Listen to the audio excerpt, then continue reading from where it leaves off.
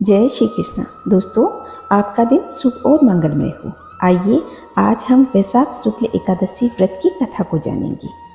धर्मराज युधिष्ठिर कहने लगे, हे कृष्ण, वैशाख माह के शुक्ल पक्ष की एकादशी का क्या नाम है, उसकी क्या कथा है, इस व्रत की विधि क्या है, विस्तार पूर्वक बताइए।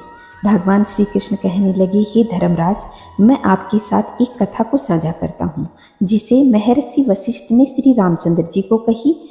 एक समय श्री रामचंद्र जी बोले, हे गुरुदेव, कोई ऐसा व्रत बताइए जिससे समस्त पाप और दुखों का नाश हो। मैंने सीता जी के वियोग में बहुत से दुख भोगे हैं। तब महर्षि वशिष्ठ बोले, हे राम, आपने बहुत ही सुंदर प्रश्न किया है। आपकी बुद्धि अत्यंत शुद्ध और पवित्र है, जो आपने लोक हित के लिए ऐसा अच्छा प्रश्न किया है। वैशाख माह में शुक्ल पक्ष में जो एकादशी आती है उसे मोहिनी एकादशी कहा जाता है। इसका व्रत करने से मनुष्य के सब पापों से और दुखों से छुटकारा मिल जाता है और मोह जाल से वो मुक्त हो जाता है। मैं इसकी कथा कहता हूँ, आप ध्यान पूर्वक सुनिए।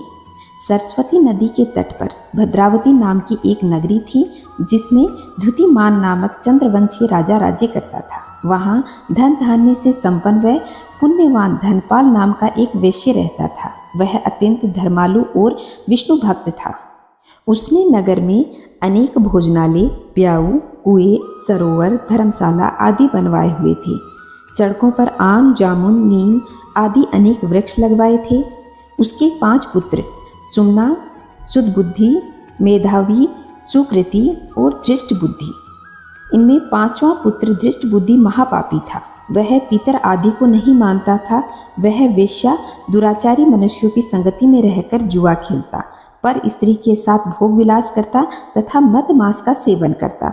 इसी प्रकार उसके कुकर्मों से वह पिता का धन नष्ट करता जाता था। इन्हीं कारणों से त्रस्त होकर पिता ने उसे घर से निकाल दिया। घर से बाहर निकलने के बाद वह अपने गहने कपड़े बेचकर अपना निर्वाह करने लगा। जब सब कुछ नष्ट हो गया तो वेश्या और दुराचारी साथियों ने उनका साथ छोड़ दिया। अब वह भूख प्यास से अति दुखी रहने लगा। जब उसका कोई सहारा न बचा तो उसने चोरी करना सीख लिया। एक बार वह पकड़ा गया तो वेश्या का पुत्र जानकर चेतावनी देकर छोड़ दिया, मगर दूसरी बार पकड़ा गया तो राज आज्ञा से इस बार कारागार में डाल दिया गया। कारागार में उसे अत्यंत दुख दिए गए।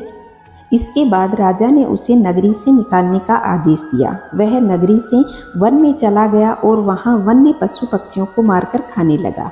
कुछ समय पश्चात वह बहेलिया बन गया और धनुष बाण आदि लेकर पशु पक्षियों को मारकर खाने लगा।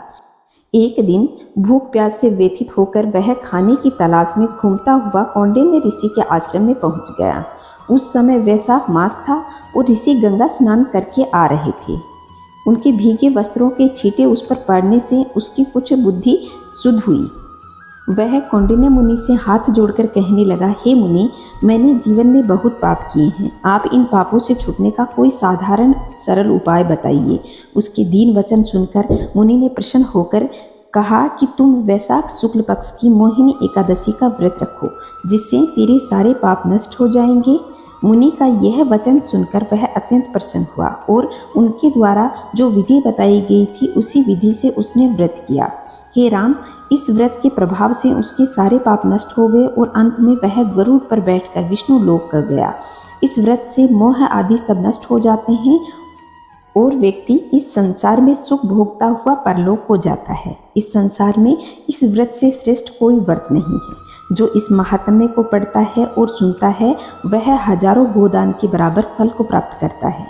तो दोस्तों, यह थी वैशाख शुक्ल पक्ष की एकादशी व्रत की कथा। आशा करती हूँ आप लोगों को ये पसंद आई होगी। अगर वीडियो पसंद आया हो तो लाइक करें, शेयर करें और कमेंट में जय श्री नारायण अवश्य लिखिएगा। खुश रहें, मस्त रहें, चारों तरफ स्वच्छता बनाए रखें। जय श्री नारायण दोस्तों।